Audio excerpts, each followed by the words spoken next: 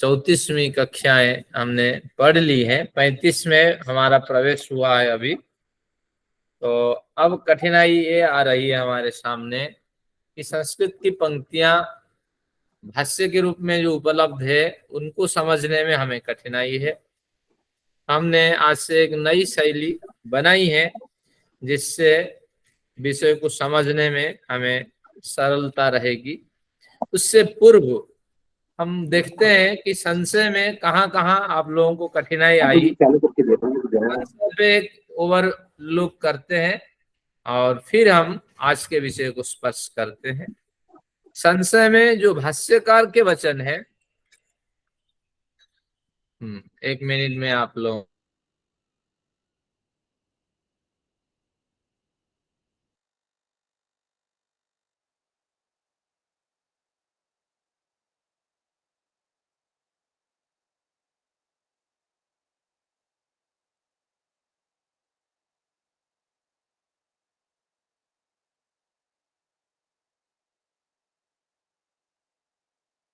हाँ, मुझे 1 मिनट का अवसर चाहिए, मैं किसी कार्य में फंस गया।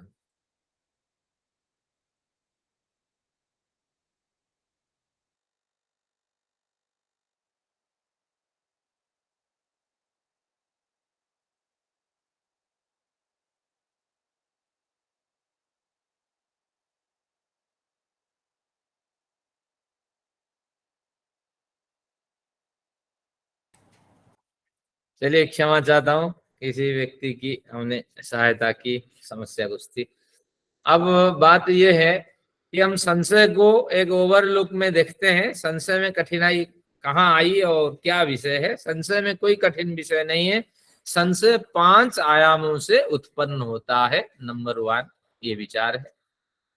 तो 5 आयामों से जब संशय उत्पन्न होता है, ये बात हमारे सूत्र में सूत्रकार ने कहा है। तो अब संशय पर विचार किया जाता है कि संशय को हमें बारीकी से थोड़ा समझ लेना है।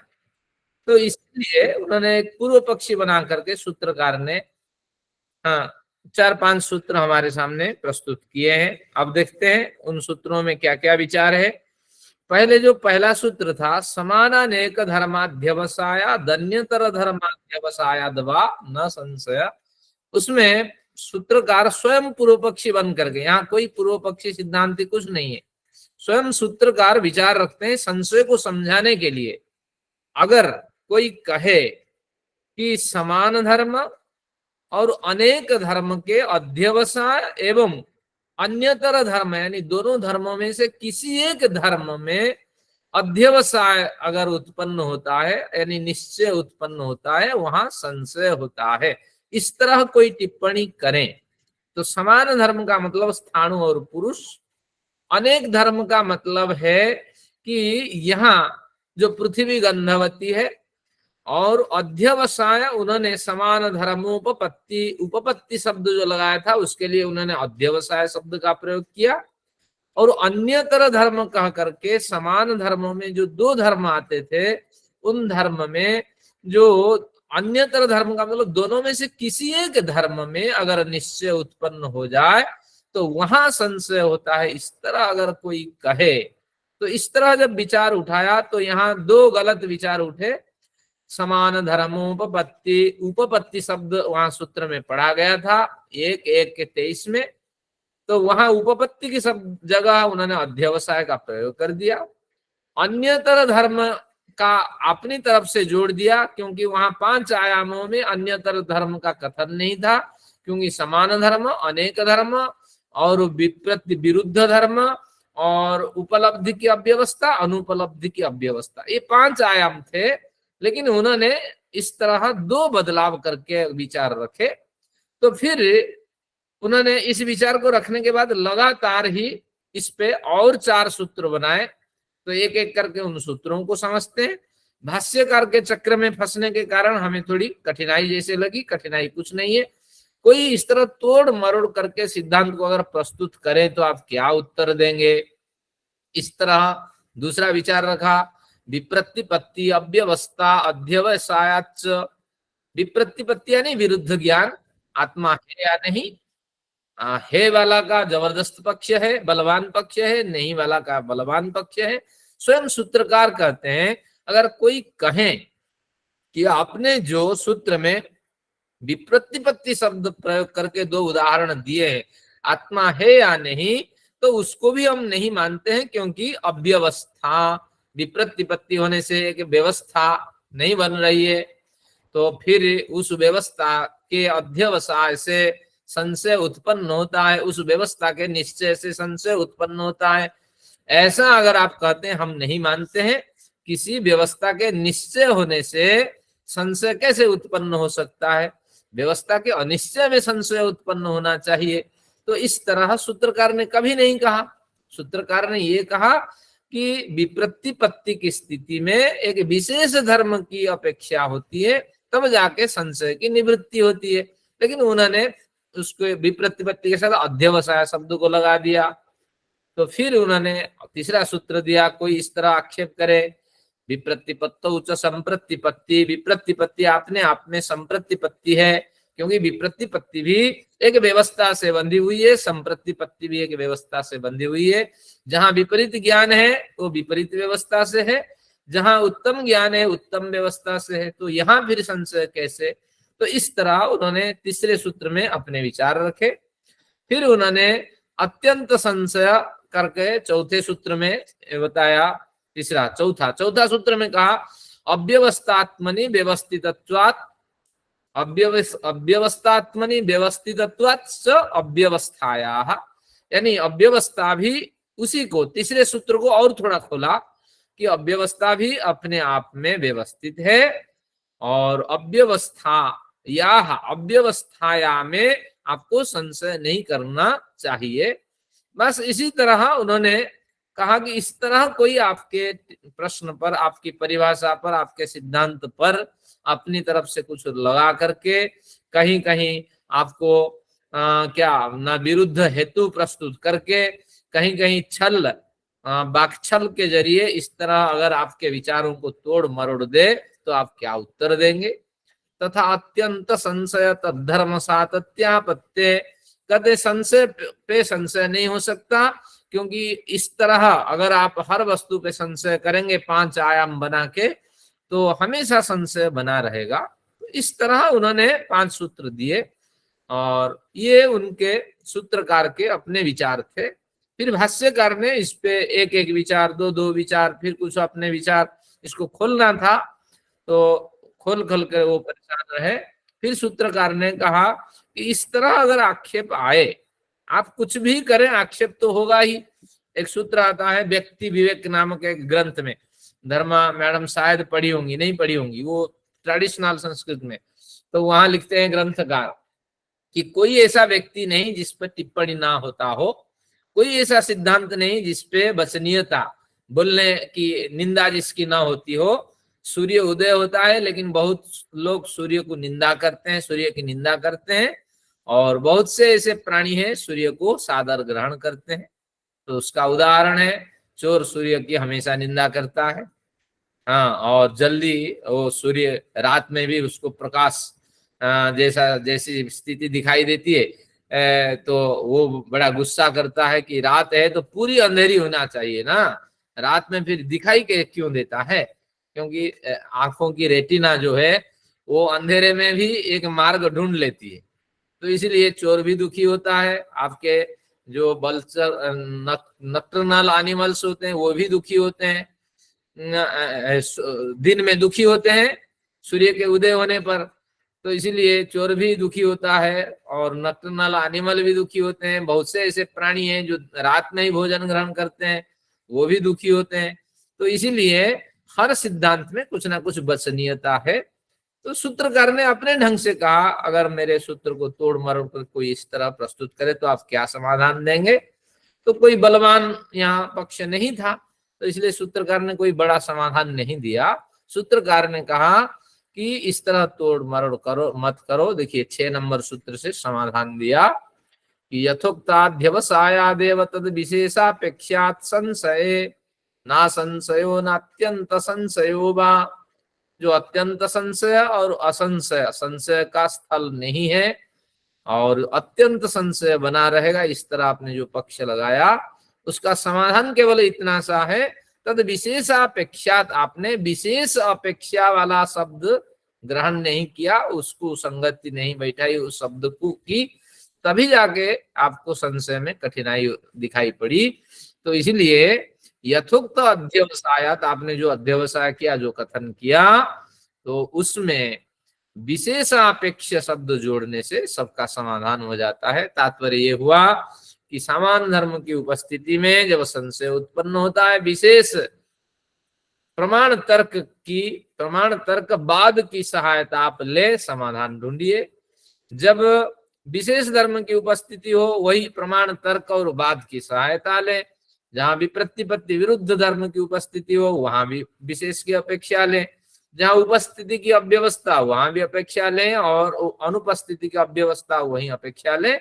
तो इसलिए ये विवाद का विषय नहीं है, केवल एक ही प्रकरण उठा करके उन्होंने समाधान कर दिया। इस तरह एक कथन है। ये जो कथन है, ये जो पक्ष है, इतना मजेदार नहीं था, तो इसलिए जो भाष्यकार है उन्होंने कोई बढ़िया ढंग से इसका समाधान नहीं किया।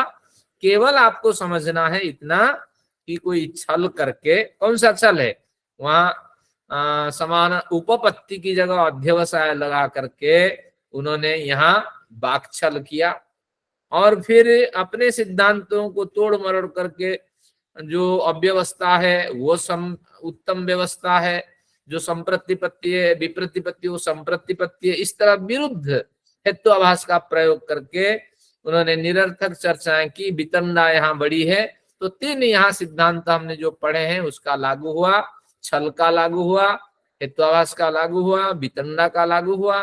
तो इस तरह अनेक निरर्थक स्थल आएंगे आपके जीवन में, तो उनका जहां निरर्थक दिखाई पड़े, केवल एक टुक शब्द से उसका जवाब दे दे। यही इस सिद्धांत का सार है कि बस आपने जो पक्ष है, जो ग्रहण करना है, उस पे तो चर्चा नहीं करते हो, निरर्थक अपनी बातें सुनाते रहते हो। तो इसलिए स्वपक्ष स्थापना हीनो वितंडा। तो इस वितंडा से आप इतने उब गए कि हमें समझ में नहीं आया, समझ में नहीं आया। ये पक्ष है हमारे भाष्यकार सूत्रकार जो दिखाना चाहते हैं कि इस तरह स्थल आने पे कोई बड़ी टिप्पणी इस पे आपको नहीं करनी है, बस इसको इस तरह एक तुक शब्द से जवाब दे देना है। और अंतिम सूत्र में, यानी 7 नंबर सूत्र में उन्होंने कहा कि यत्र संशयस्तत्रैवम् उत्तरोत्तर प्रसंगः। इस तरह संशय पर जब 2 पक्ष सामने आएंगे, अनेक पदार्थों की सिद्धि होगी, तो इस तरह जहां संशय उठ के खड़ा होगा, 2 बलवान विचार आएंगे, तो इस तरह आप चर्चा कर लेना। कहीं इसमें हेत्वाभास का प्रयोग तो नहीं हुआ है, कहीं वितंडा का प्रयोग तो नहीं हो रहा है, और कहीं क्या किसका छल का प्रयोग तो नहीं हो रहा है। इस तरह आप ढूंढ लीजिए, फिर उस हिसाब से उसका समाधान करें। बस यही कुछ था। आज कुछ रोचक प्रकरण है, संशय में कोई बड़ी चर्चा नहीं थी। अब भाष्यकार को पढ़ करके हमने समझा कि आपके लिए ये उपयोगी नहीं है, आपके लिए कुछ नया विषय हम प्रस्तुत करते हैं, देखते हैं। अब आइए सूत्र संख्या 8, आज से शुरू है, 11 तक आज चलेंगे। टारगेट है 139 पृष्ठ है मेरे में, भैया साहब आपके लिए। अब सूत्र देखते हैं। प्रत्यक्षादिनाम अप्रामाण्यम त्रैकाल्या सिद्धे है। प्रत्यक्षादिनाम अप्रामाण्यम, हम इसका क्यों अध्ययन करते हैं? क्योंकि जो परिभाषाएं दी गई है, उस परिभाषा के बारे में थोड़ी थोड़ी चर्चा हो जाती है, विशेष जानकारी हो जाती है, और कुछ बुद्धि में विकास आता है। नए नए विचार कैसे हम उसमें से निकालते हैं और फिर उसको सामने रखते हैं। तो इसी तार्किक बुद्धि के बल द्वारा हम वेद मंत्रों को भली भांति खोलेंगे, उनके रहस्यों को ढूंढेंगे। तो यही इसके पीछे प्रयास है। तो देखते हैं कैसे छोटे छोटे विचारों से हम नए नए अर्थ निकालते हैं, ये विचार है। अब कहते हैं ये जो प्रकरण आएगा, ये बड़ा लंबा प्रकरण चलेगा। इस प्रकरण का नाम है कि जो प्रत्यक्ष आदि प्रमाण है उन पे उठाई गई शंकाएं हैं, और फिर उनका समाधान है। फिर एक एक प्रमाण पे भी शंका उठेगी कि प्रत्यक्ष को नहीं मानते, उपमान को नहीं मानते हैं, और अनुमान को नहीं मानते हैं, शब्द प्रमाण को नहीं मानते हैं। इस पे एक चर्चा चलेगी। अभी सामग्रिक चर्चा है, प्रत्यक्षादि 4 प्रमाण को हम नहीं मानते। प्रत्यक्षादि नाम अप्रामाण्यम, प्रत्यक्षादि प्रमाणों का अप्रामाण्य है। यहाँ 2 शब्द ध्यान देने की है। हिंदी में हम लोग प्रयोग करते हैं, क्या करते हैं, ये राजनेता, ये राजनैतिक है। ध्यान रखिए, राजनैतिक शब्द गलत है। इस तरह ये प्रामाणिकता के साथ कहता है, तो प्रामाणिकता ये शब्द भी गलत है, क्योंकि व्याकरण के हिसाब से चलता है, दोनों ओर वृद्धि नहीं होती है। तो आपको क्या कहना चाहिए, राजनीतिक कहना चाहिए, या आपको क्या कहना चाहिए, प्रमाणिक, प्रमाणिकता कहना चाहिए, प्रामाणिकता नहीं कहना चाहिए। अगर आपको प्रामाणिक से शब्द से प्रयोग करना है तो प्रामाण्य कहिए। देखिए, प्रत्यक्षादिनाम अप्रामाण्यम, तो प्रामाणिकता, प्रामाण्यम, इस तरह प्रामाणिकता तो प्रयोग नहीं होगा, प्रामाणिकता की जगह प्रामाण्य शब्द का प्रयोग होगा। कुछ व्याकरण की ये प्रक्रिया है हमारी। तो अब देखना, प्रत्यक्ष आदि को हम अप्रामाण्य मानते हैं, प्रमाण युक्त नहीं मानते हैं। प्रत्यक्ष आदि प्रमाणों को हम नहीं मानते हैं, ये कहना है। उनका अप्रामाण्य है, उनकी कोई प्रमाणिकता नहीं है। त्रैकाल्या सिद्ध है, तीनों कालों में वे प्रत्यक्ष आदि प्रमाण अपने प्रमेय को सिद्ध नहीं कर सकते। सबसे पहले हमने प्रमाण, प्रमेय, प्रमिति, इसका अध्ययन किया था, उसी को और रिवाइज कर रहे हैं, क्योंकि उद्देश्य लक्षण परीक्षा, अब परीक्षा में सारे विषय आपको स्पष्ट होते जाएंगे जो पहले पढ़े थे। तो अब देखते हैं कि 4 प्रत्यक्षादि क्या क्या प्रमाण है। पहले स्मरण करिए, बजाज साहब 4 प्रमाण क्या क्या है। देखिए बजाज साहब को याद है, अनुमान, उपमान, प्रत्यक्ष, उपमान, अनुमान और शब्द। शब्द, ये 4 प्रमाण है। कहीं कहीं शब्द को विद्वान लोग शाब्द भी कह देते हैं, शब्द से उत्पन्न प्रमाण शाब्द प्रमाण, लेकिन हमें शब्द कहना है। सरल शब्द का हमें प्रयोग करने में ज्यादा रुचि होनी चाहिए। तो ठीक है, ये 4 प्रमाण है। इन 4 आचार्य जी, आपने कहा ना 1 मिनट की एक लाइन आपने बोली ना कि प्रमाण जो है वो तीनों कालों में किसको सिद्ध नहीं कर पाता, ये मुझे थोड़ा सा ये अभी खोलते हैं, सभी को खोलेंगे। ठीक है। हाँ, थोड़ा धीरज रखे। जो 4 प्रमाण है उनकी प्रमाणिकता नहीं है, प्रामाणिकता नहीं कहेंगे, प्रमाणिकता नहीं है, वो अप्रामाण्य है। यानी उनको हम प्रमाण के स्तर में नहीं मान सकते। क्यों? प्रमाण से क्या होता है, प्रमेय को पहले सिद्ध करता है प्रमाण, इसके बाद प्रमिति को सिद्ध करता है। पहली कक्षा को याद करिए, जब शुरू शुरू में पढ़े थे, आंख प्रमाण है, तो आंख के द्वारा पंखा जो था उस प्रमेय का ज्ञान होता था, और पंखे में 4 पंखड़ियां हैं, और एक लंबा डंडा ऊपर से आया हुआ है, और बरसों से चलता है, बढ़िया हवा देता है, वजन इतना है। ये सारा जो ज्ञान था ये प्रमिति था, और इस सभी ज्ञान को प्राप्त करने वाला क्या था, प्रमाता था। ये 4 कैटेगरी थी, प्रमाता, प्रमाण, प्रमेय, प्रमिति। सब भूल चुके थे, देखिए ये याद करा रहा है सूत्रकार। तो अब कहते हैं कि प्रमाण का विशेष प्रयोजन क्या है। प्रमाण का विशेष प्रयोजन है प्रमेय को सिद्ध करना। बाकी प्रमेय जब मिल गया तो प्रमेय के अंदर फिर आप प्रवेश किए तो फिर नई जानकारी हुई। तो प्रमाण का मुख्य उद्देश्य प्रमिति नहीं है, प्रमाण का मुख्य उद्देश्य प्रमेय को सिद्ध करना। जब प्रमाण ही अप्रामाण्य है, उससे पुष्ट हुआ कि तीनों कालों में, भूत भविष्य वर्तमान, इन तीनों कालों में कोई सा भी प्रमाण, जो 4 प्रमाण आपने मान रखा है, तो कोई सा भी प्रमाण प्रमेय की सिद्धि नहीं कर सकता। ये सूत्र का पूर्व पक्ष है। यानी स्वयं ग्रंथकार विचार उठाते हैं कि 4 प्रमाण, प्रत्यक्ष भी उससे अपना प्रमेय सिद्ध नहीं होगा, और अनुमान भी नहीं करेगा, उपमान भी नहीं करेगा, और शब्द प्रमाण नहीं कर सकता। अब 3 काल क्या है वो अपने तर्क से उसको प्रस्तुत करते हैं। वो जो सीट मैंने आपको शेयर कर दी थी उसको उठाते हैं, उसकी मदद से हम विषय को समझते हैं। है दार्शनिक विषय, कठिन तो इतना नहीं है, लेकिन नए नए अनुभव से युक्त है, आप कभी गुजरे नहीं, देखिए आपके सामने ये शीट आ रही है। अब 3 काल से अभिप्राय क्या है इसको देखते हैं। प्रमेय से पहले प्रमाण का होना ये भूतकाल है। प्रमाण से प्रमेय का ज्ञान होगा। आंख से मैं पंखा का ज्ञान करूंगा, जीवा से मैं भोजन का ज्ञान करूंगा, और मेरे नेत्र रूपी प्रमाण से मैं अपने को देखूंगा। तो कैसे देखूंगा? मिरर को सामने लाऊंगा।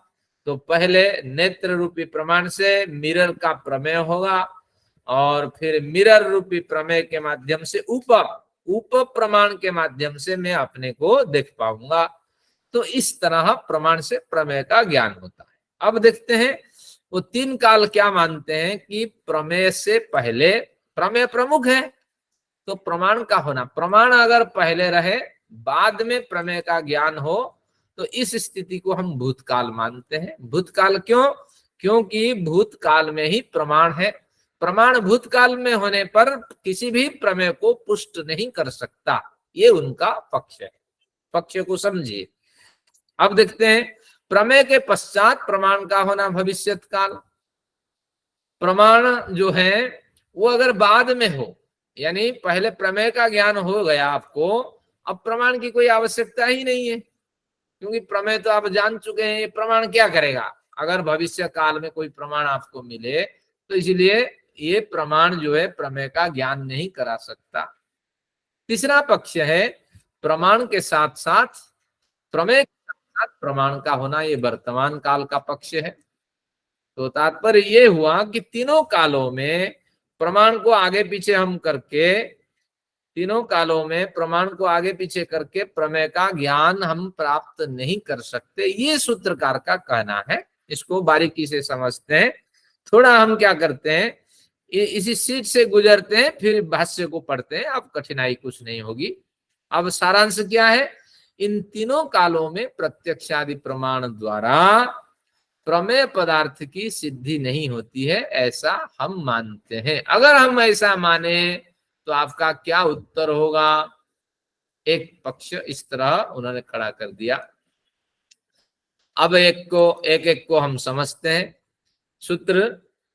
तो जो प्रथम 8 नंबर सूत्र है इसका केवल यही अर्थ है। इस भाष्य में जो लिखा है बस यही लिखा है। देखिए एक बार भाष्य से गुजरते हैं, जहां जहां जरूरत है पढ़ लेंगे। प्रत्यक्षादिनाम प्रमाणत्वम नास्ति, इनका प्रमाणत्व नहीं है। त्रैकाल्या सिद्धे, तीनों कालों में भूत भविष्य वर्तमान में नहीं हो सकता। पूर्वापर सहभावानुपपत्तेरित्यर्थ, पूर्व में प्रमाण को रखें, अपर यानी बाद में रखें, सहभाव में रखें, वर्तमान काल में रखें। प्रमाण किसी भी प्रमेय को पुष्ट नहीं कर सकता किसी भी स्थिति में। फिर कहते हैं दूसरा सूत्र देखिए 2.219 पे, पूर्वम ही प्रमाण सिद्धो नेन्द्रियार्थ सन्निकर्षाद प्रत्यक्षोदपत्ति। पूर्वम ही प्रमाण सिद्धो नेन्द्रियार्थ सन्निकर्षाद प्रत्यक्षोदपत्ति।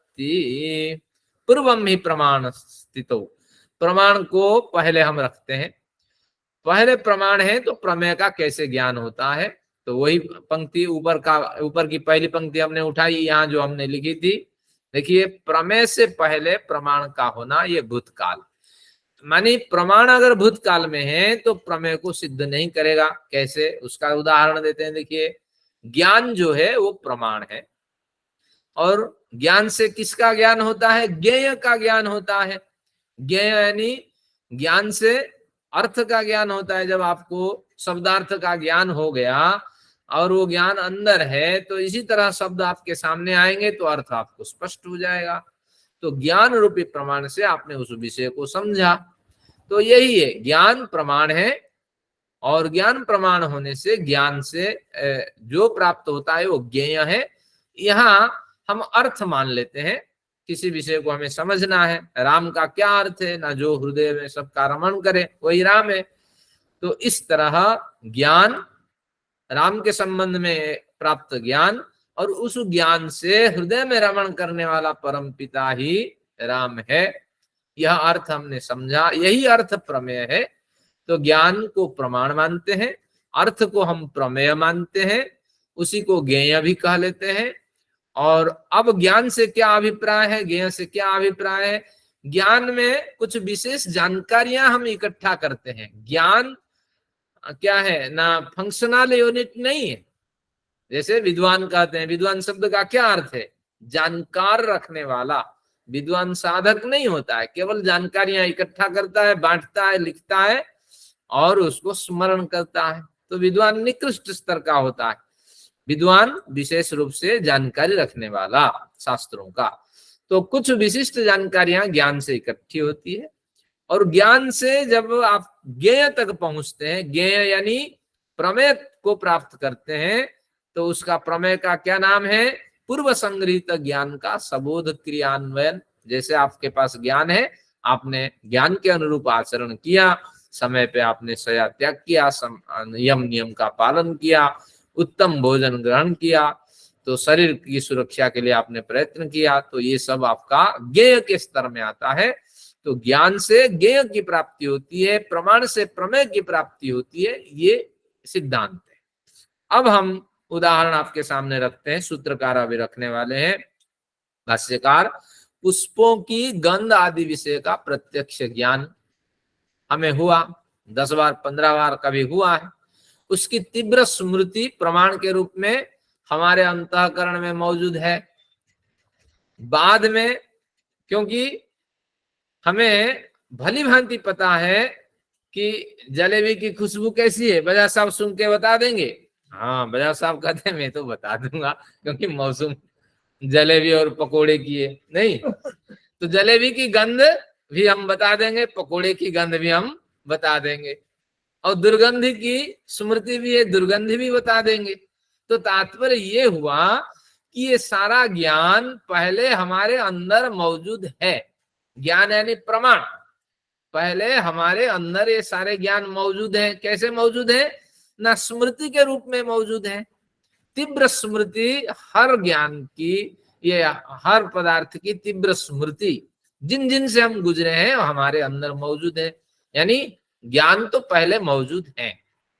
और कहते हैं बाद में इंद्रिय और अर्थ के सन्निकर्ष हुआ। हमारी प्रत्यक्ष प्रमाण की क्या परिभाषा?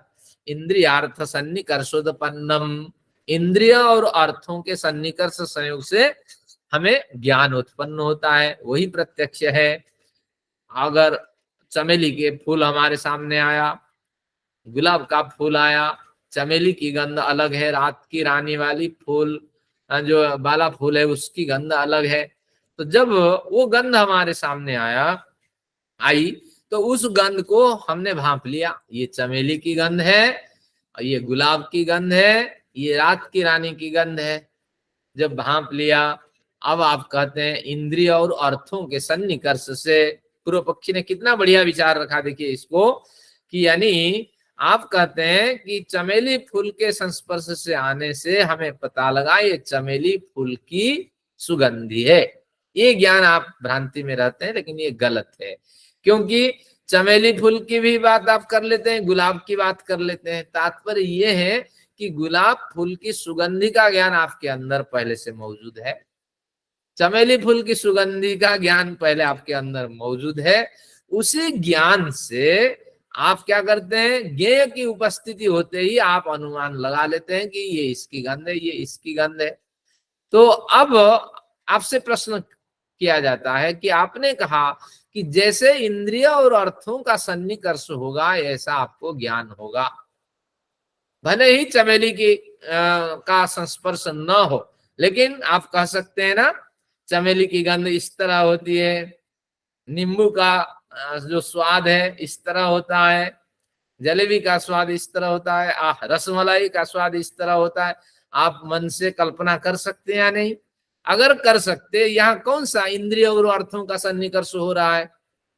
ज्ञान पहले मौजूद होने पर वह इंद्रिय और अर्थों के मेल से ही उत्पन्न होता है, ज्ञेय को उत्पन्न करता है। यह सिद्धांत बिल्कुल गलत है, क्योंकि ज्ञान पहले से मौजूद है।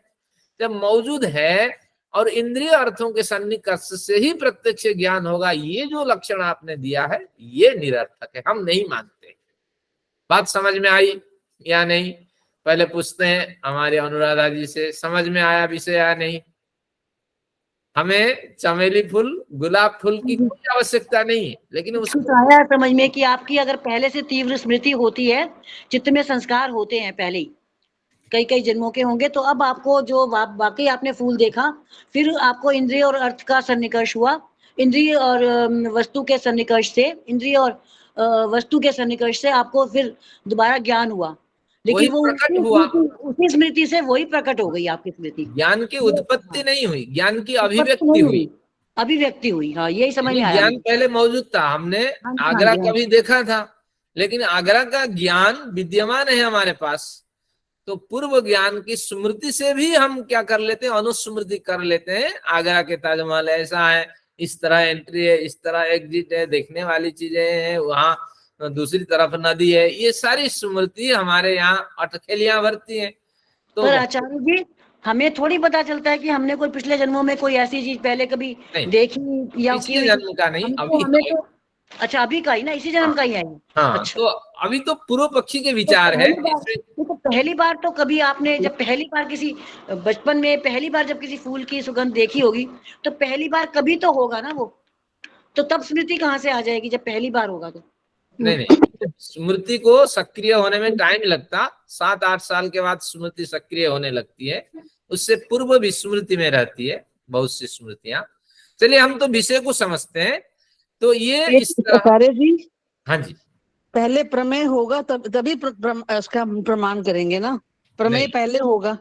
अभी बात को समझिए, उन्होंने पूर्व पक्षी ने यानी स्वयं इस विषय को समझाने के लिए कि प्रत्यक्षादि प्रमाणों को और अधिक हमारे श्रोता समझे, तो सूत्रकार एक पूर्व पक्ष रखते हैं। पूर्व पक्ष में एक शंका उठाते हैं, जैसे आप गाड़ी निकाल के सोचते हैं इस ओर जाऊं ज्यादा ट्रैफिक है, इस ओर जाऊं कम ट्रैफिक है, तो उसी तरह वो शंका रखते हैं कि पाठक समझे। अगर कोई पाठक कहे कि ये प्रत्यक्षादि प्रमाण प्रमेय को सिद्ध नहीं कर सकते तीनों कालों में, तो तीनों कालों का उन्होंने क्रम बांट दिया। अगर प्रमाण पहले है तो उस पहले विद्यमान प्रमाण ही स्वयं पुष्ट है, उसके द्वारा प्रमेय की कोई अपेक्षा नहीं है, प्रमेय आए ही वो प्रमेय को सिद्ध करें। तो इस तरह लक्षण सही नहीं है, क्योंकि हमने क्या पढ़ा था, जब प्रमाण प्रमेय का सन्निकर्ष होता है तब जाके एक विशेष ज्ञान होता है। इंद्रिय और अर्थों के सन्निकर्ष से हम किसी वस्तु को जानते हैं, ये इसका लक्षण था। तो इसी पे उन्होंने हमला कर दिया कि ऐसा नहीं होगा, प्रमाण पहले मौजूद है और मौजूद जो प्रमाण है तो उससे हमने अगर गुलाब फूलों को जाना, चमेली फूलों को जाना, तो इसका तात्पर्य यह है कि चमेली फूल के ज्ञान, उसकी बलवती स्मृति हमारे अंदर पहले से है, गुलाब फूल की स्मृति पहले से है, पकौड़ी की स्मृति पहले से है, जलेबी की स्मृति पहले से है, और वो स्मृति केवल अभिव्यक्त हुई है, उत्पत्ति नहीं हुई है। तो इंद्रिय और अर्थों के सन्निकर्ष हो या न हो इसके कोई मायने नहीं रखता। तो इसलिए प्रमाण अगर पूर्व में हो उससे प्रमेय की सिद्धि हो जाएगी। तो ये जो पक्ष है, ये पक्ष जो है इतना बलवान है, उससे प्रमेय की सिद्धि हो जाएगी, लेकिन इंद्रिय और अर्थों के सन्निकर्ष से ही ज्ञान उत्पन्न होगा, ये कथन आपका गलत हो जाएगा। इस तरह उनका पक्ष है। एक बार फिर विषय को समझिए फिर इस सीट के माध्यम से। तो बस बात यही है कि अगर प्रमेय को पहले रखें और नहीं, प्रमाण से पहले, प्रमाण को पहले रखें और हम तर्क रखें कि पहले प्रमाण जो है वो प्रमेय को ही सिद्ध करेगा, पहले जो प्रमाण है वो प्रमेय को ही सिद्ध करेगा। तो ये पंक्ति पढ़ते हैं, पुष्पों की गंध आदि विषय का प्रत्यक्ष ज्ञान या तीव्र स्मृति प्रमाण के रूप में पहले हमारे अंतःकरण में मौजूद होती है और बाद में इंद्रिय अर्थों के सन्निकर्ष से गुलाब या चमेली पुष्पों की सुगंधी के अनुभव रूपी प्रमेय का ज्ञान होता है। अतः बताएं कहाँ आपको गंधादि के साथ चक्षु आदि इंद्रियों के सन्निकर्ष रूपी प्रत्यक्ष प्रमाण से ही गंध रूपी प्रमेय का ज्ञान हुआ। यानी तात्पर्य ये हुआ कि प्रमाण पूर्वक प्रमेय का ज्ञान नहीं हुआ, प्रमाण तो ज्ञान के साथ पहले ही मौजूद था, प्रमाण पूर्वक प्रमेय का ज्ञान नहीं हुआ, ये इनका कहना है। प्रमाण पहले है प्रमाण से आंखों के जरिए हमने पंखा देखा, ये गलत है।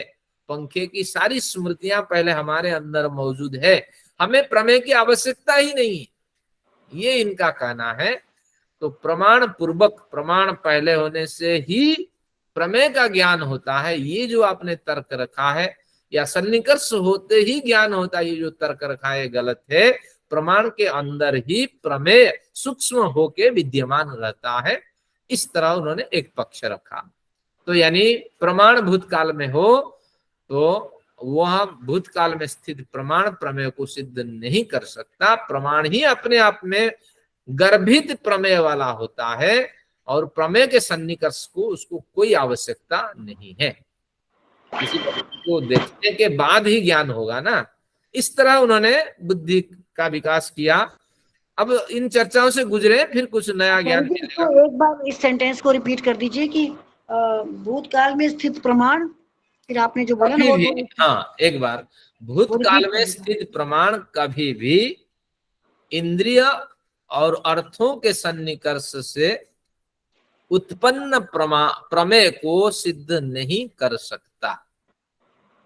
भूतकाल में स्थित प्रमाण कभी भी इंद्रिय और अर्थों के सन्निकर्ष से उत्पन्न प्रमेय को सिद्ध नहीं कर सकता, क्योंकि भूतकाल में स्थित प्रमाण प्रमेय गर्भित होता है। प्रमेय की बलवती स्मृति के साथ वो प्रमाण विद्यमान रहता ही है, उसको प्रमेय की कोई आवश्यकता नहीं है, स्वयं ही प्रमेय की अभिव्यक्ति कर सकता है अनुस्मृति के माध्यम से। इस तरह एक पक्ष है। अब दूसरा पक्ष समझते हैं। सीट हमारे सामने है, कठिनाई कुछ नहीं है। प्रमाण का होना, कहते हैं हम प्रमेय जो है उसको बाद में रखते हैं, प्रमेय के पश्चात प्रमाण का होना। प्रमेय के पश्चात नहीं, प्रमेय को पहले रखते हैं, प्रमाण को बाद में रखते हैं।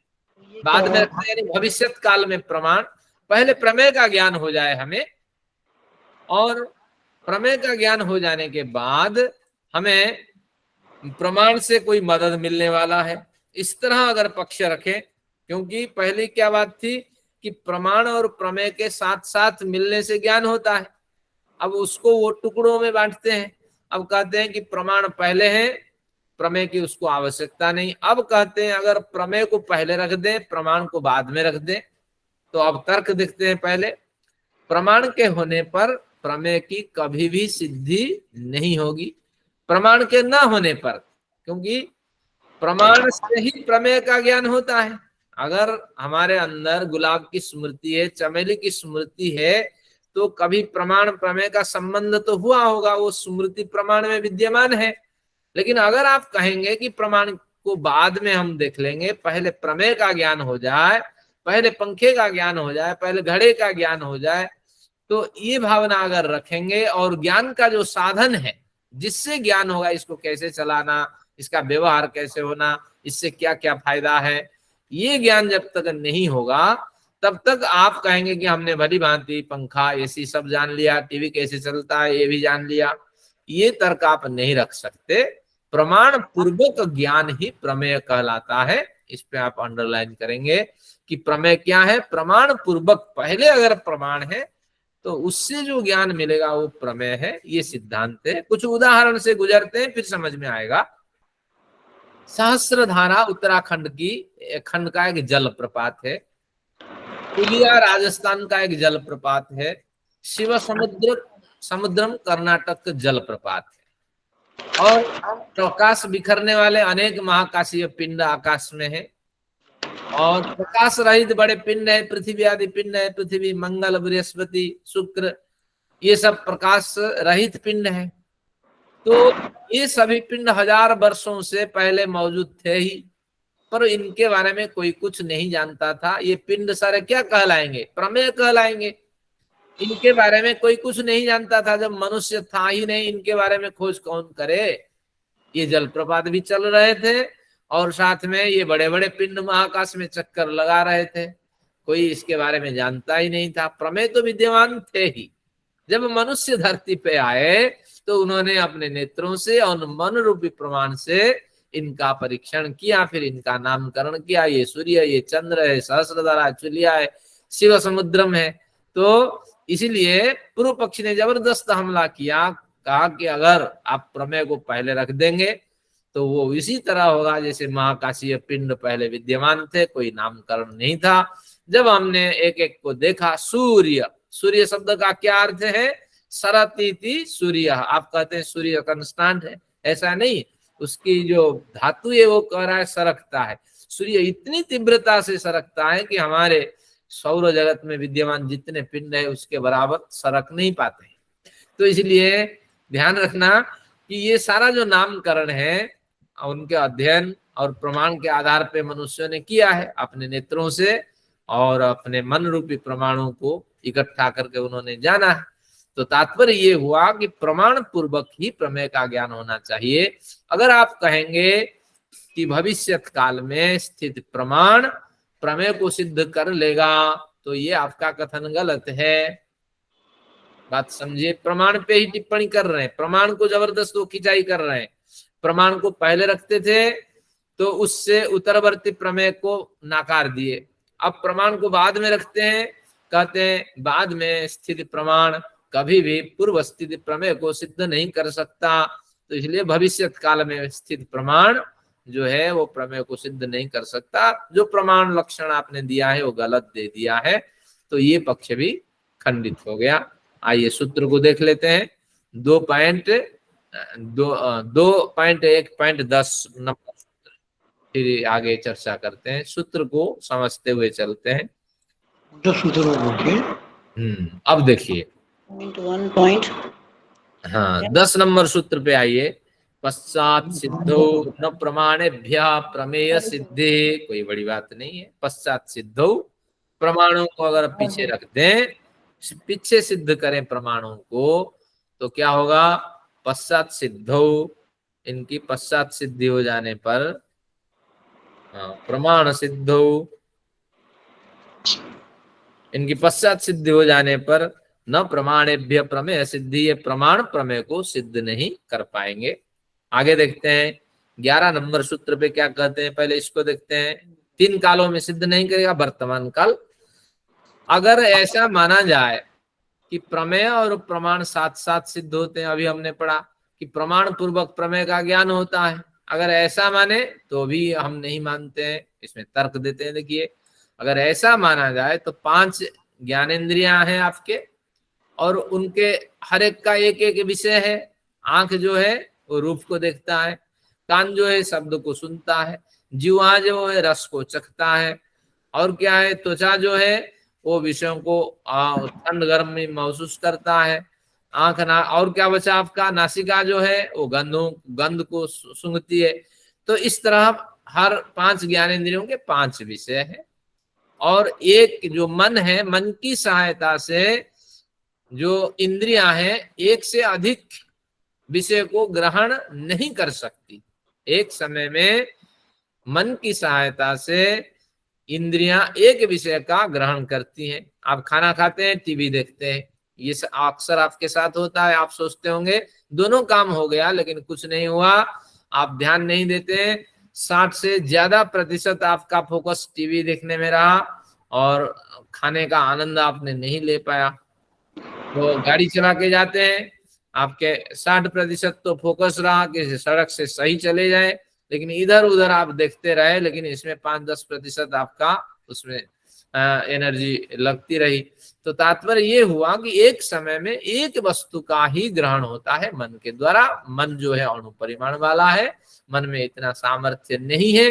तो अगर आप कहेंगे कि प्रमाण पूर्वक प्रमेय का ज्ञान होता है, तो प्रमाण 4 है, तो 4 प्रमाणों के बल पर ज्ञानेंद्रियां हमारे एक्टिव हो जाएंगी।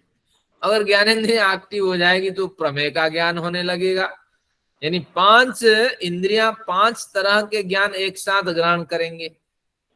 नहीं करेंगी तो 2-4 तो ग्रहण करेंगी। मैं यहाँ बैठा हुआ हूँ, आपको देख रहा हूँ, नेत्र इंद्रिया काम कर रही है, और साथ में पंखा का भी आनंद ले रहा हूँ, पंखे में हवा लग रही है, तो 2 इंद्रियां तो एक्टिव है ना। तो अब उनका तर्क यह है कि जो आपने कहा युगपद ज्ञानानुत्पत्ति मनसो लिंगम, न्याय दर्शन में जो आपने सूत्र कहा, ये सूत्र तो सही नहीं बैठ रहा है, क्योंकि प्रमाण के साथ साथ प्रमेय का ज्ञान होता जा रहा है और एक साथ ज्ञान हो रहा है, कुछ माइक्रो सेकेंड भी अंतराल नहीं है। अगर यही तर्क आप रखते हैं तो ये सूत्र हटा दीजिए, युगपद उत्पत्ति मनसो लिंगम। मन अणु परिमाण वाला नहीं है, मन तो विभु परिमाण वाला है। मन एक समय में 5 ज्ञान भी कर लेता है और कर लेता है 100% सब ज्ञान को कराने वाला होता है, इस तरह आप मान लें। अगर नहीं मानेंगे तो प्रमाण के साथ साथ सभी प्रमेयों का ज्ञान, ये आप कैसे मानने के लिए तैयार होंगे? तो इसलिए प्रमाण के साथ साथ प्रमेय का ज्ञान होगा, एक ही प्रमेय का ज्ञान होगा ये बात नहीं है, क्योंकि 4-5 प्रमेय का ज्ञान आपका होने लगेगा और जो उस समय मौजूद स्थिति है, एकाधिक विषयों को आपकी इंद्रियां ग्रहण करने लगेंगी। तो इसलिए इस वर्तमान काल में भी जो प्रमाण है वो प्रमेय को सिद्ध नहीं कर सकता। इसमें क्या अड़चन है कि हम हवा का आनंद नहीं ले पा रहे और आपको देख नहीं पा रहे, इसमें क्या अड़चन है? आप मुझे भी देख पा रहे हैं, हवा का आनंद ले रहे हैं। तो ये दोनों अगर साथ साथ हो रहा है तो फिर हम कैसे मान लें कि आपने जो सूत्र दिया है मन एक समय में एक ज्ञान को ग्रहण करता है? देखिए युक्ति कितना बलशाली है। प्रमाण को साथ साथ रखें तो भी प्रमेय को पुष्ट नहीं करेगा, प्रमाण को पीछे रखें तो पहले भी प्रमेय सिद्ध नहीं होगा, प्रमाण को पहले रखें तो बाद में भी प्रमेय को सिद्ध नहीं करेगा। तो इस तरह एक बौद्धिक युक्ति यानी बुद्धि को विकसित करने की दिशा में उन्होंने ये तर्क रखा है। अब इसे तर्क वाला सूत्र पढ़ लेते हैं। 11 नंबर सूत्र पे एक बार गुजरिए। जुगपद सिद्धो प्रत्यर्थ नियतत्वात्, युगपद यानी एक साथ अगर दोनों की सिद्धि मानेंगे प्रमाण प्रमेय की, प्रत्यर्थ नियतत्वात्, प्रत्यर्थ अर्थम, हर एक इंद्रिय का एक अर्थ होता है, एक विषय होता है, नियत विषय को ग्रहण करती है। तो क्रम वृत्तित्व अभाव, फिर क्रम वृत्तित्व के अभाव को आपको मानना पड़ेगा, इसमें कोई क्रम नहीं होगा, सारे विषय एक साथ गृहीत होंगे। और सारे विषय एक साथ गृहीत होंगे तो बस आप पागल हो जाना है। बुद्धिनाम यानी बुद्धिमान व्यक्तियों के लिए, बुद्धिमान व्यक्तियों का जो भी उनका जो भी कर्म है, उनकी जो भी क्रियाएं हैं, वो क्रम रहित होकर के सारी क्रियाएं उनको प्राप्त होने लगेगी। तो इस तरह अगर हम माने तो निश्चित रूप से प्रमाण की कोई उपयोगिता नहीं है। ये प्रत्यक्षादि प्रमाणों को आप छोड़ दें, इनमें रुचि रखने की चेष्टा न करें। इस तरह उन्होंने पूर्व पक्षी ने अपने पक्ष रखा और बलवान पक्ष रखा। अब समाधान की ओर चलते हैं। समाधान भी रोचक है और मैं समझता हूं 10 मिनट में समाधान को भी कवर कर लेंगे। अब इतने जो बलवती टिप्पणी है, टीका है, इसको पढ़ने की आवश्यकता नहीं है, आपको विषय समझना है। 3 कालों में प्रमाण प्रमेय की सिद्धि नहीं कर सकते, ये पहला पक्ष है। 3 काला उन्होंने स्पष्ट कर दिया, तो भाष्यकार के चक्र से आप बच गए। अब देखते हैं समाधान कैसे दिया गया है। समाधान पहला पक्ष उठाए, प्रमाण पूर्वक प्रमेय की व्यवस्था यथार्थ है। स्वयं ही जो सूत्रकार है, भाष्यकार है, इसको यथार्थ मानते हैं, क्योंकि जो पहली परिभाषा हुई है वो गलत नहीं है। उदाहरण आपके सामने है। सूर्य के प्रकाश से नए नए घटपटादि पदार्थों की उत्पत्ति देखी जाती है। सूर्य जब प्रकाश देने लगता, सुबह होने लगता, तो नए नए घटपट, पट यानी वस्त्र को पट्ट कहते हैं, तो घटपटादि पदार्थों की उत्पत्ति देखी जाती है। तो हम प्रमाण सूर्य को मानते हैं, सूर्य प्रकाश को प्रमाण मानते हैं। सूर्य प्रकाश के आने पर, सुबह होने पर क्या होता है? प्रमेय की सिद्धि होती है, यानी उसकी सहायता से नए नए घटपटादि पदार्थ निर्मित होते हैं। तो घटपटादि पदार्थ, हर दिन नए पदार्थ निर्मित होते हैं, क्योंकि संसार का नियम है कि हर व्यक्ति निराला है, हर पदार्थ निराला है। एक जैसे कोई भी पदार्थ कभी भी उत्पन्न नहीं होता है। कहीं मोटाई पतला और छोटाई पतलाई, कुछ भी परिवर्तन होता ही है। एक जैसे कभी पदार्थ नहीं बनते, चाहे आपकी कितनी डाइस हो जाए, कितना भी आप कर लें, कहीं ना कहीं डिफेक्ट इसमें बना रहता है। तो इसलिए सूर्य के प्रकाश इसको हम माने प्रमाण। प्रमाण कहाँ है? पूर्व मौजूद है, हजारों वर्षों से सूर्य का प्रकाश विद्यमान है। रात दिन के अंतराल को हटा दें, सूर्य सोता नहीं है। हाँ, कुछ किसी को बोलना है? पहले सुन ले, इसके बाद चर्चा करें, अभी 15 मिनट है। तो नहीं, प्रमाण सॉरी, जो, मेरा माइक खुल गया था, कोई बात, सॉरी। मैं तो सूर्य का जो प्रकाश है वो प्रमाण है, पूर्व मौजूद है। और जैसे सूर्य का प्रकाश आता है, नए नए घटपट आदि पदार्थों की हम निर्मित करते हैं, पदार्थों का निर्माण करते हैं। तो निश्चित रूप से नए नए कार्य करते हैं, नई नई खोज करते हैं, नए नए शोध कार्य करते हैं। तो किसने कहा कि प्रमाण पूर्व में हो प्रमेय की सिद्धि नहीं होगी? ऐसा नहीं कि सूर्य प्रकाश के अंदर ये नए नए घटपट आदि पदार्थों की स्मृति घुसी हुई थी, ये तो आपकी कल्पना है ना। तो निश्चित रूप से यहाँ पुष्ट होता है कि प्रमाण पूर्व में हो प्रमेय बाद में हो, तो प्रमाण पूर्वक प्रमेय की सिद्धि होगी। और नए हर घड़ा नया होगा, हर वस्त्र नया होगा, नयापन से युक्त होगा। तो इसलिए ये प्रथम पक्ष को उन्होंने खंडन कर दिया इस तरह युक्ति दे करके। अब द्वितीय पक्ष देखते हैं, किसने खंडन किया? हमारे भाष्यकार ने। अभी तक तो सूत्रकार ने कुछ नहीं कहा, आगे कहेंगे, लेकिन भाष्यकार ने इसको अपने विचारों से खंडन किया, क्योंकि तर्क तो भाष्यकार ने ही उठाया था और सूत्रकार के सूत्र की मदद से। अब द्वितीय पक्ष देखते हैं। उन्होंने कहा था अगर प्रमाण को हम बाद में रखें तो प्रमेय पूर्व में है, प्रमाण बाद में है, ये युक्ति भी यथार्थ है। उदाहरण उन्होंने दिया, देखिए, लोक में घटपटादि प्रमेय पदार्थों की पूर्व विद्यमानता देखी जाती है। सारे घड़े घटपटादि पदार्थ कहाँ होते हैं? आपके घर में होते हैं और रखे होते हैं, और पश्चात उनके उद्भावक प्रदीप को प्रमाण के रूप में देखा जाता है। आपको दिखता नहीं है, लाइट चली गई या अंधेरे की स्थिति है, लेकिन जैसे आप लाइट आ जाती है तब घटपट आदि पदार्थ चमकने लगते हैं। तो तात्पर्य ये हुआ कि प्रमाण अगर बाद में हो, लाइट कब आई? बाद में आई ना। घटपट आदि पदार्थ तो पहले विद्यमान थे ही, और जो भी नाम था, सूर्य चंद्र आदि पिंड विद्यमान थे, लेकिन जो भी विद्यमान थे उस समय जो भी स्थिति थी, उनका भी अपना अस्तित्व था। भले ही उनका नाम सूर्य नहीं था, प्रकृति में उनका भी एक अलग शेप था, उनका भी एक अलग डायमेंशन था। वही शेप ही उनका नाम है, डायमेंशन भी उनका नाम है। ऐसा नहीं है जलप्रपात शिव समुद्रम हमने नामकरण किया, कुछ भी था जलप्रपात के रूप में, प्रकृति ने उनको एक अलग शेप दे रखा था। तो वही उनका स्वरूप है, उनकी विद्यमानता है। ऐसा नहीं कि मनुष्य नहीं आया, उनका नामकरण नहीं हुआ इसलिए प्रमाण गलत है, ऐसे नहीं है। तो ये जबरदस्त युक्ति इसमें दिया है भाष्यकार ने। सूत्रकार तो अभी कुछ नहीं कहे सूत्र, तो अब उन्होंने स्पष्ट किया कि घटपट आदि प्रमेय पदार्थों की पूर्व विद्यमानता देखी जाती है, और प्रमाण बाद में आकर के फिर उनको उजागर कर देता है। और जब उजागर कर देता है कितनी दूरी पे कौन सा पदार्थ है और हमें किसको लेना है, किस पदार्थ से कौन सा पदार्थ निकालना है, ये बिल्कुल स्पष्ट हो जाता है। तो इसलिए प्रमाण और प्रमेय आगे हो या पीछे हो कोई मायने नहीं रखता, और आपने जो तर्क आदि दिया है वो भी निरर्थक है। अब इसमें हम प्रमाण प्रमेय कर लेते हैं। प्रमेय घटपट आदि पदार्थ है, और जो प्रमाण है आपका प्रदीप है, आपकी लाइट है, बिजली है, तो उससे वस्तु साफ साफ दिख जाती है। अब फिर तृतीय पक्ष का समाधान उन्होंने किया, प्रमेय के साथ साथ प्रमाण की व्यवस्था भी यथार्थ है, इसको भी हम समझते हैं।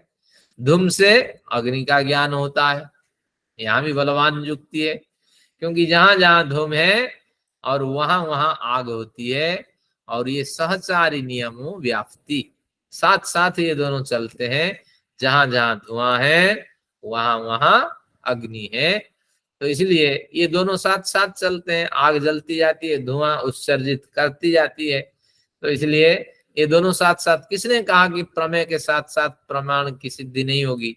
इसमें क्या युक्ति दी गई थी एक बार देखिए। उन्होंने कहा एक साथ ज्ञान नहीं होगा, सभी प्रमाण प्रमेय आके साथ में टकराएंगे, ये उन्होंने युक्ति दिया था। सभी इंद्रियां और उनके विषय एक साथ आके पहुंचेंगे, लेकिन उन इंद्रियों में से भी तारतम्य का भेद बना रहेगा कि किस इंद्रिय के लिए ये प्रभावी। आप भोजन कर रहे हैं उस समय ज्यादा प्रभावी इंद्रिय कौन है? आपकी आंख है, टीवी देख रहे हैं और भोजन कर रहे हैं, प्रभावी इंद्रियां कौन है? वजह साहब बोलिए।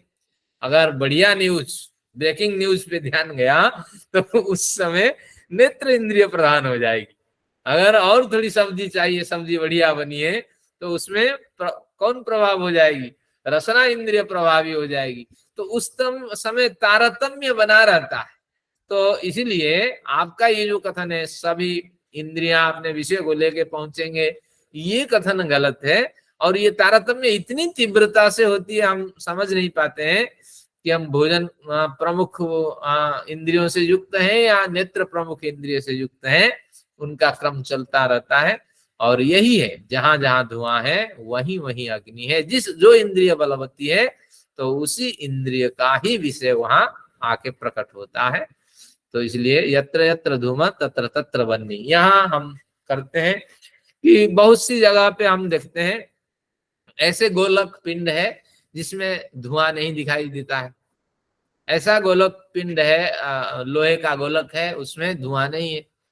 और बहुत से ऐसे पिंड हैं जिसमें आग तो है, बिजली तो वो पिंड लेती है, लेकिन वो ठंड हवा उत्सर्जित करती है। आपकी ऐसी है, ठंड हवा देती है लेकिन वहां धुआं नहीं दिखाई पड़ता है। तो ऐसी स्थिति में आप क्या करेंगे? क्योंकि अग्नि भी तो वहां मौजूद है। तो ठंड भी टेम्परेचर के नाम से जाना जाता है। ये टेम्परेचर, कोल्ड टेम्परेचर हो या हॉट टेम्परेचर हो, दोनों का नाम ही टेम्परेचर है। हाथ जल गया बर्फ से, आप प्रयोग करते हैं या नहीं?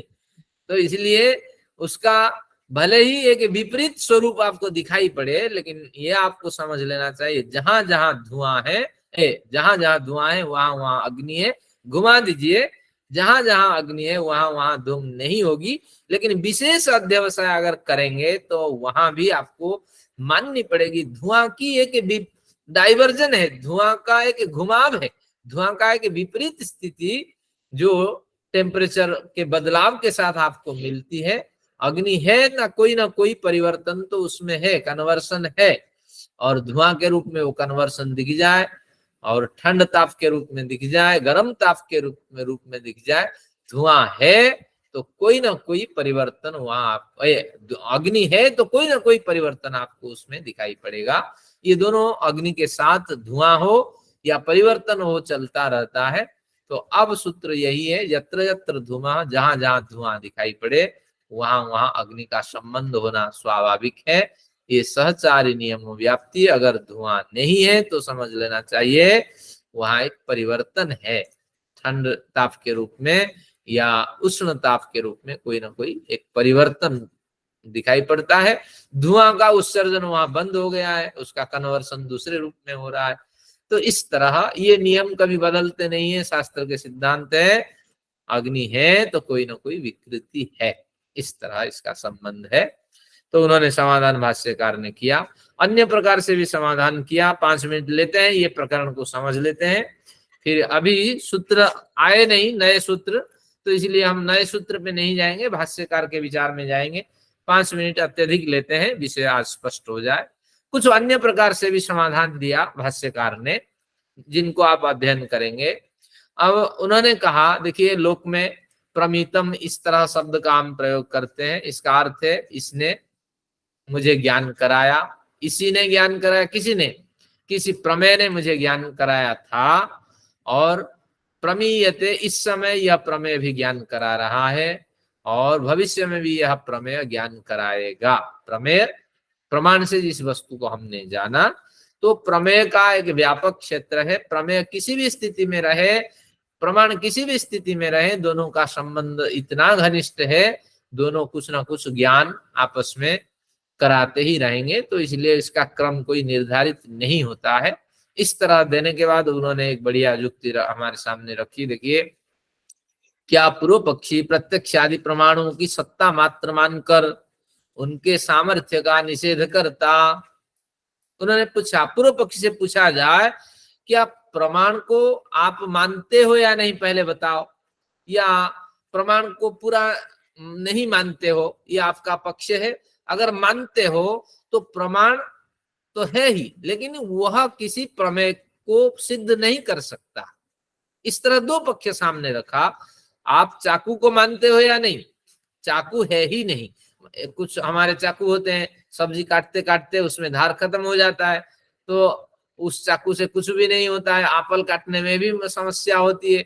तो अब प्रश्न उठता है ऐसी स्थिति में, इस चाकू में धार है ही नहीं, यह मानते हो, या ये चाकू है ही नहीं यह मानते हो? बताओ। अगर चाकू में धार है ही नहीं मानते हो, चाकू तो मानते हो, ये चाकू है यह तो मानते हो, या चाकू है नहीं मानते हो? दो पक्ष भली भांति समझ लें।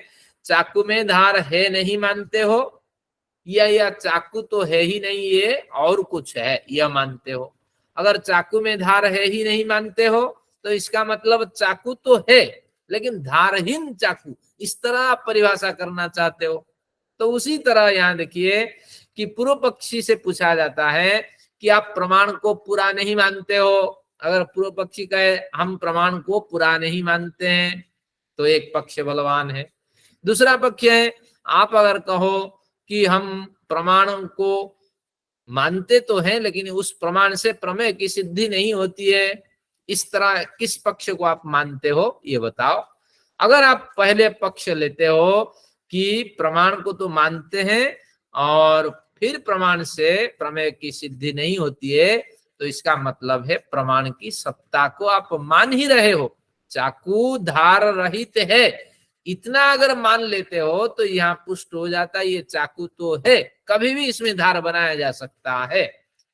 तो अगर आप कहते हो प्रमाण तो है, आपने परिभाषाएं दी है, लेकिन वह प्रमाण प्रमेय को सिद्ध नहीं करता तीनों कालों में, अगर इस तरह तर्क आप रखते हो तो तात्पर्य है प्रमाण की सत्ता मानते हो। जब प्रमाण सत्तावान है तो समझने में आपकी गलती है, किसी न किसी स्थिति में यही प्रमाण प्रमेय को सिद्ध कर देगा, ये पक्ष है।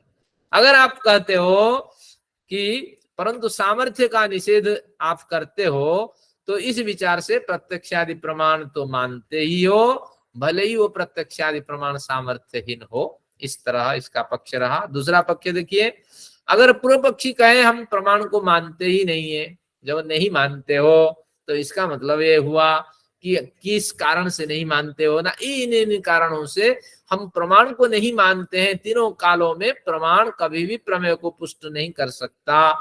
तो बस अगर इतना आपका कथन है तो जिन प्रमाणों का आपने उपयोग किया तो उन प्रमाणों को ही तो आप प्रमाण मानोगे या और कुछ मानोगे? बस जिन प्रमाणों से आप निषेध करते हो प्रमाण होते नहीं है, तो वही प्रमाण तो प्रमाण है। देखिए बुद्धि में कैसे विकास होता है, इन्हीं छोटी बातों से वो कैसे विचार निकालते हैं। जिन युक्तियों से आप हमारा पक्ष खंडन करते हो, कहते हो युक्ति होती नहीं है, तो आप भी तो अपनी युक्ति से खंडन कर रहे हो, वही युक्ति तो युक्ति है। तो जिन प्रमाणों से आप कहते हो कि प्रामाणिकता नहीं है प्रमाणों की, तो वही प्रमाण ही, वही युक्ति ही तो प्रमाण है। तो इस तरह पूर्व पक्षी ने आपने विचार रखा, उत्तर पक्षी ने, सिद्धांति ने। अगर पूर्व पक्ष और एक विचार यहाँ देते हैं, देखिए अगर पूर्व पक्षी प्रमाणों की सत्ता का पूर्णतः निषेध करता है तो जिन बलिष्ठ प्रमाणों से वो निषेध करता है उन निषेध वाक्यों के प्रमाण ही हमारे प्रत्यक्षादि प्रमाण है। तो इसलिए प्रत्यक्षादि प्रमाणों का निषेध कहाँ किया गया, यानी वहां प्रमाण की सत्ता मान रहे हो, यहाँ बलवान प्रमाण तर्क आदि के माध्यम से हमारा पक्ष खंडन कर रहे हो, तो प्रमाण तो है ही। तो इससे प्रत्यक्ष अनुमान उपमान आदि प्रमाण की भूमि मजबूत है, इनको हिलाया नहीं जा सकता। इस तरह अपने तर्क आदि देंगे। आज तो दो तर्क हमें मिले कि तीन कालों में प्रमाण का अस्तित्व है, और एक दूसरा तर्क यहाँ भी मिला कि कैसे छोटे विचारों से अपने पक्ष हम निकाल लेते हैं कि अगर वो प्रमाण की सत्ता को मानता है तो वही प्रमाण सत्ता ही प्रमाण को न समझने की गलती है उनकी, और अगर वो युक्तियों से प्रमाण को निरादर कर देता है प्रमाण का, मतलब निषेध कर देता है, वही युक्ति ही हमारे प्रमाण है। बिना प्रमाण के प्रमेय का ज्ञान हो नहीं सकता। प्रमाण प्रमेय में ही एक असेंडिंग ऑर्डर बना रहेगा ऐसा कोई नियम नहीं है। कहीं भी प्रमाण हो वो प्रमेय को अपना अवश्य ढूंढ लेगा। तो इस तरह आज का ये कुछ विचार रहा है। आचार्य जी एक पॉइंट पूछूं? हाँ, अब मैं समझता हूँ शांति पाठ कर दें, जिनको जाना है चले जाए। अब फिर छोटा सा पॉइंट है। हाँ, चलिए विचार रखें, 15 हाँ। तक तो जाना ही है। मतलब आपने कहा कि पूर्व पक्षी का हम क्रिटिसाइज कर रहे हैं, आलोचना कर रहे हैं, समाधान दे रहे हैं, तो हम ये कह रहे हैं कि जिन प्रमाणों के साथ ही तो आप तर्क ये कर रहे हो, हमारा खंडन कर रहे हो, तो वही प्रमाण तो फिर है ही, मान ही लिया आपने। तो हाँ। वो कहाँ प्रमाण दे रहे हैं? पर वो पूर्व पूर्व पक्षी कहाँ प्रमाण कहाँ दे रहा है कि ये कहने के लिए कि प्रमाण नहीं है या प्रमाण से सिद्ध नहीं हो रहा है, इसके लिए वो प्रमाण कहाँ दे रहा है? हाँ, बढ़िया प्रश्न है। यहाँ नहीं है, क्योंकि जो प्रमाण उन्होंने रखा था त्रैकाल्या सिद्ध, वह तो असिद्ध हो चुका है, सिद्धांत ने काट दिया है। अगर कोई बलवान प्रमाण और आप ला के रखते हो तो यहाँ ये अर्थ होगा, क्योंकि जो प्रमाण 3 कालों में नहीं होगा हमने काट दिया इसको। हाँ जी, हाँ जी। अगर कोई बलवान प्रमाण रखोगे भविष्य में, तो प्रमाण ही तो ला रहे हो आप, हाँ, फिर कह रहे हो कि प्रमाण कैसे कोई सिद्धि नहीं होती। हाँ, तो अपना ही तात्पर्य ये है, कहना। इसमें कोई विशेष कथन नहीं है। कैसे बुद्धि का विकास होता है, छोटी बात से हम अपने अभिप्राय निकाल लेते हैं, यही सिखाया जा रहा है। यहाँ कोई बड़ा जैसे इसमें बुद्धि का विकास होता है। हाँ विचार विनिमय नहीं है। उससे करने से इस ना तरह आप अपने विचार व्यवहार में इस तरह विचार को रखें, और फिर आगे प्रत्यक्ष की बड़ी चर्चा चलती रहेगी, बड़ा लाभ होगा। आइए शांति पाठ करते हैं, जिनको जाना है जाएंगे, कुछ विचार यहाँ और रखेंगे। प्रमाण प्रमेय की बड़ी सिद्धि सफलता और प्रमाण प्रमेय के बारे में थोड़ी जो विस्मृत थी जानकारी, वो ताजी हो गई। इसके लिए सूत्रकार का धन्यवाद। ओम द्यौः शान्तिरन्तरिक्षं शान्तिः पृथिवी शान्तिरापः शान्तिरोषधयः शान्तिः वनस्पतयः शान्तिर्विश्वे देवाः शान्तिर्ब्रह्म शान्तिः सर्वं शान्तिः शान्तिरेव शान्तिः सामा शान्तिरेधि। ॐ शान्तिः शान्तिः शान्तिः। वैदिक अभिवादन सभी के लिए, सब प्रेम नमस्ते। औपचारिक समाप्ति, लेकिन है अभी 5-7 मिनट में बैठा हूँ, कुछ नया विषय हो या कुछ सुझाव हो आप रखें। आचार्य जी। हाँ जी, नमस्ते। नमस्ते। आपने एक बार ध्यान करवाया, फिर मुड़कर नहीं करवाया दोबारा। मुड़कर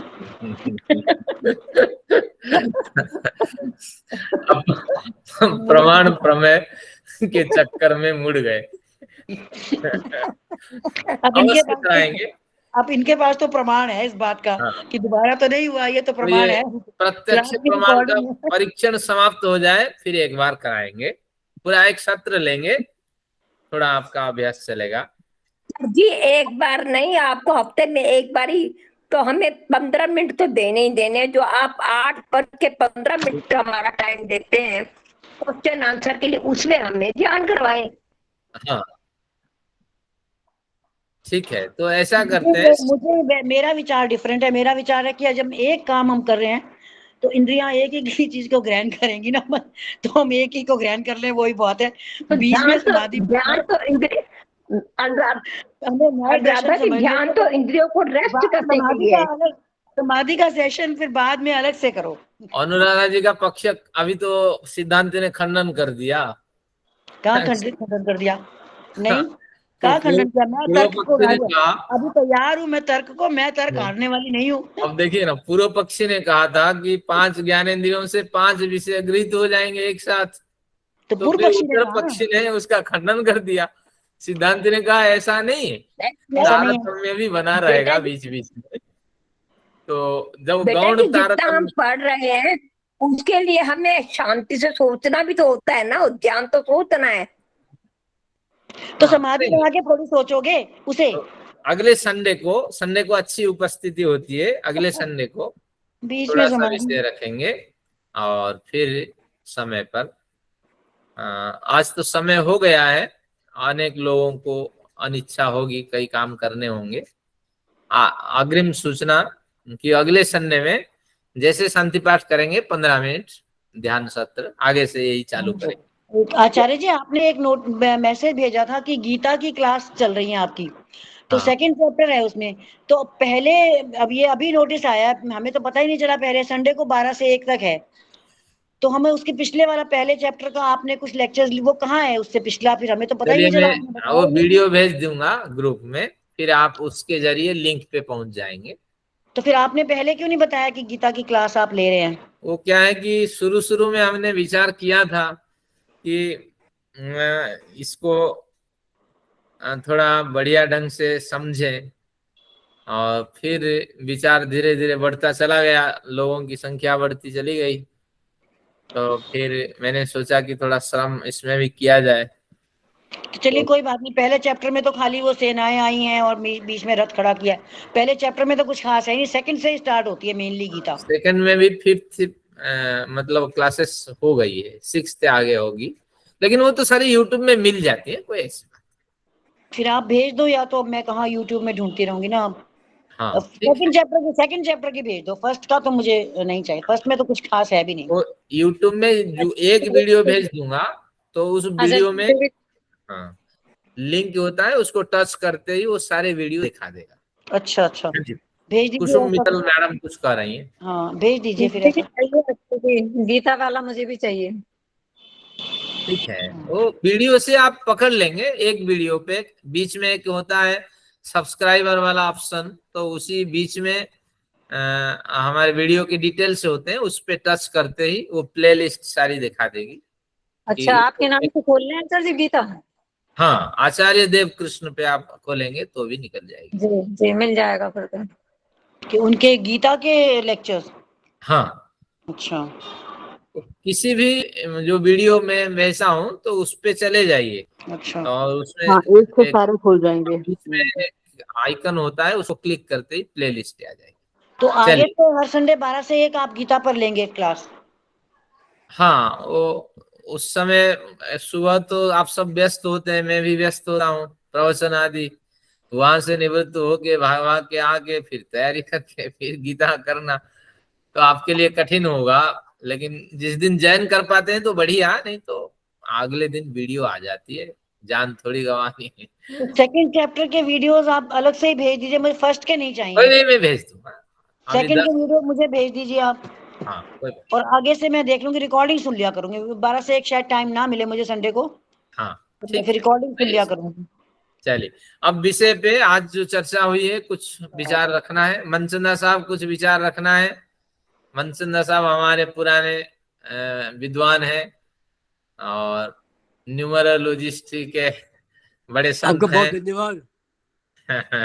पुरानी बड़ा सोच रोचक की विषय है, शादी हो मजा रही आ रहा है, है।